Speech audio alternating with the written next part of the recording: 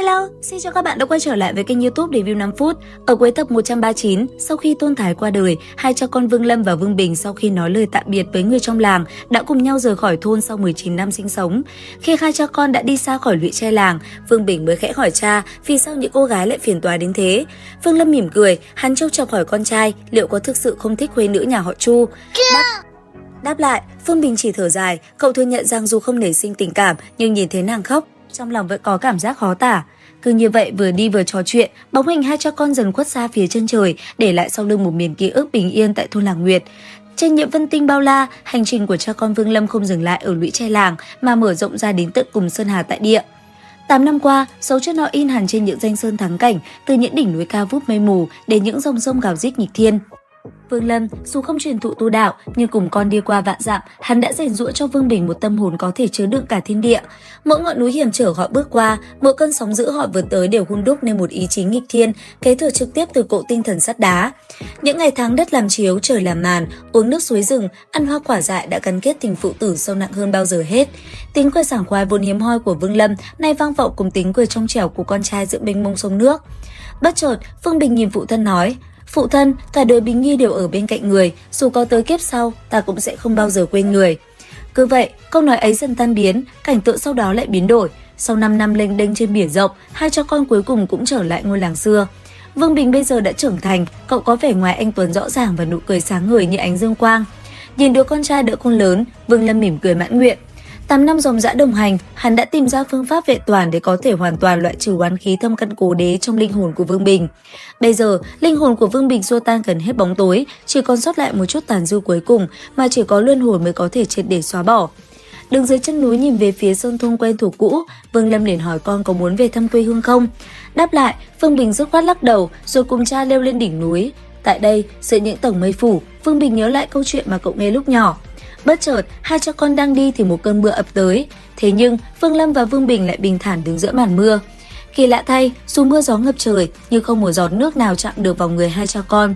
Khi cơn mưa dứt, một dải cầu vồng bảy sắc hiện ra rực rỡ, nhưng sự tĩnh lặng ấy bỗng bị phá vỡ bởi một đạo kiếm quang xé gió lao tới.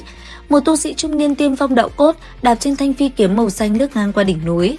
Người này thoáng nhìn về phía hai cha con đang leo núi lộ vẻ tán thưởng, rồi nhanh chóng biến mất nơi chân trời. Cảnh tượng ấy khiến Vương Bình chấn động, cậu nhìn cha hỏi: "Phụ thân, thật sự không thể để cho con tu đạo sao?" Đáp lại, Vương Lâm chỉ chậm rãi lắc đầu, khước từ mong mỏi lớn nhất của con trai. Lại một lần nữa, hai cha con lại di chuyển, lần này là đi trên một chiếc xe ngựa. Trên chuyến xe ngựa rời khỏi vùng quê yên bình, bầu không khí giữa hai cha con Vương Lâm bao trùm một sự im lặng nặng nề. Trên xe, Vương Bình lần thứ hai trong đời khẩn cầu cha cho mình được bước vào con đường tu đạo. Tuy nhiên, đáp lại sự khẩn cầu ấy vẫn là cái lắc đầu bình thản nói: "Người không thích hợp tu đạo." Nghe vậy, Vương Bình cúi đầu nhận lỗi và hai cha con tiếp tục hành trình đến Kỳ Thủy Thành. Một pháo đô phồn hoa của Đại Tần Quốc trên nhiệm vân tinh, sự náo nhiệt của Kỳ Thủy Thành nhanh chóng xua đi nỗi buồn của Vương Bình. Hai cha con dừng chân tại Tĩnh Nhã Hiên, một tử quán hoa lệ ở phía đông thành. Tại đây, dung mạo tuyệt luân của Vương Bình vô tình trở thành cái gai trong mắt một thanh niên tử y bàn bên cạnh. Tên thanh niên này, vì ghen tị khi thấy sư muội mình chú ý đến Vương Bình, hắn đã liên tục buông lời nhạo báng đến giới tính và nhân cách của cậu. Nghe vậy, Vương Bình điềm tĩnh đáp trả bằng những lời lẽ sắc bén. Vì tên thanh niên kia như một con vật đội lốt người. Cuộc khẩu chiến lên đến đỉnh điểm khi lão giả đi cùng thanh niên, một tu sĩ kết đan kỳ ra tay tàn độc, lão vung đũa định phế đi hai tay của Vương Bình. Trong khoảnh khắc nghìn cân treo sợi tóc, Vương Lâm bỗng ngẩng đầu, chỉ bằng một ánh mắt sắc lạnh, hai chiếc đũa đang bay lập tức dừng lại. Sau đó, một tia điện trong mắt xoẹt qua, lão già kia liền cảm thấy như linh hồn bị xé nát, kim đan nứt vỡ, thất khiếu thổ huyết. Một tu sĩ kết đan cao cao tại thượng nay đổ gục xuống sàn, run rẩy trong sự sợ hãi tột cùng trước uy áp của một người trông như thợ mộc già nua. Vương Lâm lạnh lùng cầm bầu rượu lên, buông một câu khẳng định chủ quyền đầy uy nghiêm quát: "Nhi tử của ta, không cần tới ngươi giáo huấn." Thanh âm vừa dứt, lão già kết đan hoảng loạn, bóp nát ngọc giản cầu cứu, báo hiệu một cơn sóng gió mới sắp ập đến Kỳ Thủy Thành. Tuy nhiên, đối với Vương Lâm, bất cứ ai dám động đến Vương Bình đều phải trả giá, bất kể kẻ đó là tu sĩ hay tiên nhân. Đáng tiếc, cái tên thanh niên vừa rồi vẫn chưa biết sợ, hắn định đem danh thế Tôn gia ra để đe dọa, nhưng lời chưa dứt đã bị Vương Lâm vung tay đánh gục. Trong lúc đó, Vương Bình lại không quan tâm tới cảnh tượng xung quanh mà chỉ mỉm cười bắt chuyện với cô gái tên Thanh Nghi. Nụ cười anh tuấn và khí chất điềm đạm của Vương Bình khiến cô nàng đối diện đỏ mặt ngượng ngùng. Sau khi thấy tên tu sĩ vừa bóp nát ngọc giản cầu cứu, Thanh Nghi vẫn tốt bụng nhắc nhở hai cha con nên rời đi sớm để tránh rắc rối. Đúng lúc này, ba lão nhân khác của Tôn gia gào thét lao tới, dẫn đầu là một tu sĩ Nguyên Anh kỳ viên mãn, khí thế bất phàm. Nhìn thấy thảm cảnh của người nhà, lão lập tức phong ấn mi tâm cho tu sĩ kết đan, rồi quay sang chất vấn Vương Lâm đầy giận dữ quát: "Các hạ ra tay tàn nhẫn như thế, hay là khinh Tôn gia ta không có người phải không?" Nghe vậy, Vương Lâm vẫn bình tĩnh, anh ấy chỉ buông một câu nhẹ tênh nói: "Bình Nhi, đi thôi." Thấy thế, ba lão nhân định bước lên ngăn cản. Tuy nhiên, Vương Lâm chỉ tiến tới một bước, âm ba như một đòn công kích đạp thẳng vào đại não của cả ba. Giờ khắc đó, ba vị tu sĩ Nguyên Anh bỗng chốc cảm thấy như đối mặt với một tòa đại sơn, linh hồn run rẩy, bất giác lùi lại nhường đường. Cứ như vậy, Vương Lâm cùng Vương Bình rời khỏi Tử Lâu, để lại một câu nói vang vọng quát: "Chỉ một lần này, chỉ một lần thôi." Ý tứ rõ ràng, ông nể tình khi xưa che chở Tôn gia nên mới không ra tay tuyệt diệt, nhưng sự kiên nhẫn cũng chỉ có giới hạn. Trên đường về, Vương Bình tò mò hỏi cha về mối quan hệ với Tôn gia. Đáp lại, Vương Lâm cũng nói với con, mình khi xưa đã hứa che chở 100 năm, bất ngờ sau đó hắn liền hỏi Vương Bình về cô gái Thanh Nghi. Cứ như vậy, vừa đi vừa trò chuyện. Không lâu sau, hai cha con nhanh chóng mua một đại viện lớn ở phía bắc Thanh Kỳ Thủy, bắt đầu cuộc sống mới. Thế nhưng, họ không biết rằng, tại chi nhánh Tôn gia, một cơn sóng thần đang âm thầm trỗi dậy sau lời cảnh cáo đầy ẩn ý. Bên trong đại sảnh, sự im lặng đáng sợ bao trùm khi ba vị tu sĩ Nguyên Anh của Tôn gia nhớ về cảnh tượng họ gặp Vương Lâm ngày hôm đó.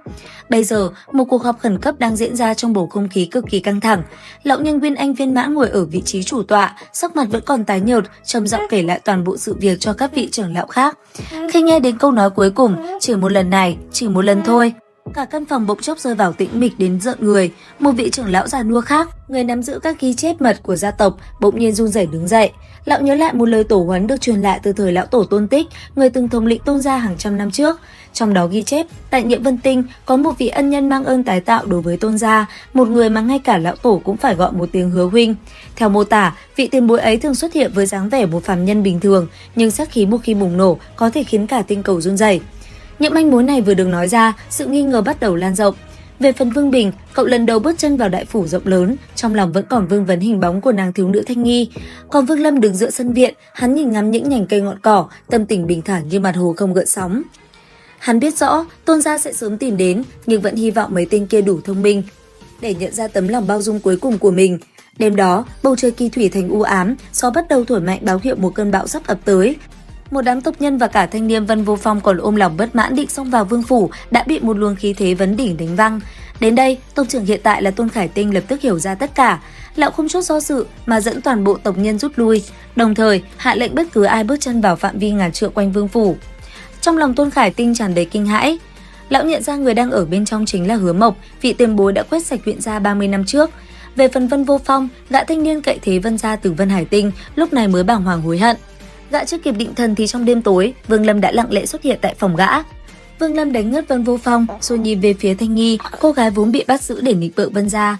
Ông nhận ra tư chất của nàng không tồi, liền đưa ra một lời đề nghị nói: đi theo nhi tử của ta giúp nó mấy năm, ta đưa người tới đạo hạnh Nguyên Anh.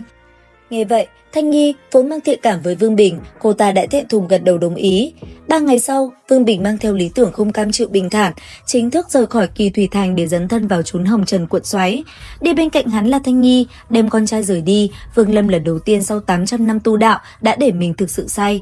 Trong cơn say ấy, vẻ mặt hắn trở nên già nua đến lạ thường, hắn lộ rõ tâm tình của một người cha vừa buông tay để con tự bay trên đôi cánh của mình. 10 năm trôi qua trong lặng lẽ, Vương Lâm vẫn ở lại Kỳ Thủy Thành, không dùng thần thức để dò xét hay can thiệp vào cuộc sống của con trai. Trong thời gian đó, tại phía bắc Nhiệm Vân Tinh, một thế lực phàm nhân mang tên Thiên Hành Phái trỗi dậy mạnh mẽ. Thủ lĩnh của giáo phái được ca tụng như một tiên nhân dáng thế, thanh khiết như tuyết, và bên cạnh người ấy luôn có một bóng hồng đồng hành.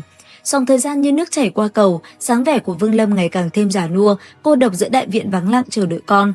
Cùng lúc đó, Vương Bình bây giờ đã là hoàng đế, cậu ta đang đứng lặng hồi lâu trước lời đề nghị của Thanh Nghi. Ánh mắt hắn lướt qua những vách núi đá của Kỳ Liên Sơn, nơi từng in dấu chân của hai phụ tử năm nào. Nhớ lại cảnh tượng đó, hắn khẽ lắc đầu, giọng nói mang theo sự trầm mặc và một chút nghẹn ngào với Thanh Nghi. Ta chưa muốn về, bây giờ chưa phải là lúc. Nếu ta chưa thực sự thấu hiểu hết những gì cha muốn ta thấy qua hành trình này, ta chưa có mặt mũi để đối diện với người. Vương Bình biết, dù hắn có là hoàng đế, trong mắt cha, hắn vẫn luôn là đứa trẻ cần được che chở khỏi những oán niệm u uất của linh hồn. Hắn bắt đầu cảm nhận được sự ấm áp từ nguyên thần của cha, vẫn luôn âm thầm bao bọc mình suốt mấy chục năm qua. Sự thật về oán khí, về kiếp trước và về thân thế thật sự của hắn đã không còn là một màn sương mờ mịt. Hắn nhận ra Trang không ngăn hắn tu đạo và ích kỷ, mà là vì muốn hắn có được thứ quý giá nhất, một cuộc đời bình thường và thanh thản. Tại Kỳ Thủy Thành, Vương Lâm vẫn ngồi đó, bên khung cửa sổ của tử quán quen thuộc. Tuyết mùa đông bắt đầu rơi, Vương Lâm một mình ngồi tại khung cửa sổ, trong lòng tràn đầy tâm sự. Thời gian lại lặng lẽ trôi, Vương Bình quyết định giao lại việc triều chính cho những thần tử tin cậy, cùng Thanh Nghi bắt đầu một hành trình mới. Hắn muốn dùng những năm tháng còn lại của đời phàm nhân để thực sự hiểu được tại sao cha lại chọn làm một người thợ mộc. Ở một phương trời khác, Vương Lâm đặt chén rượu xuống bàn, đứng dậy rời khỏi tử quán. Lão Bộc bước tới định đỡ, nhưng ông khẽ gạt đi. Dưới làn tuyết trắng, bóng lưng của ông vẫn thẳng tắp như một thanh kiếm, nhưng hơi thở lại hòa quyện hoàn toàn vào thiên địa. Đạo tâm của hắn sau bao năm tháng lặng lẽ bên con đã tiến đến rất gần sự thăng hoa hoàn mỹ. Nhân và quả, sinh và tử, tất cả đang dần hội tụ lại thành một vòng luân hồi viên mãn nhất. Và liệu rằng tiếp theo, liệu mọi chuyện có được như ý? Theo dõi kênh YouTube Review 5 phút để biết thêm chi tiết các bạn nhé. Xin chào và hẹn gặp lại!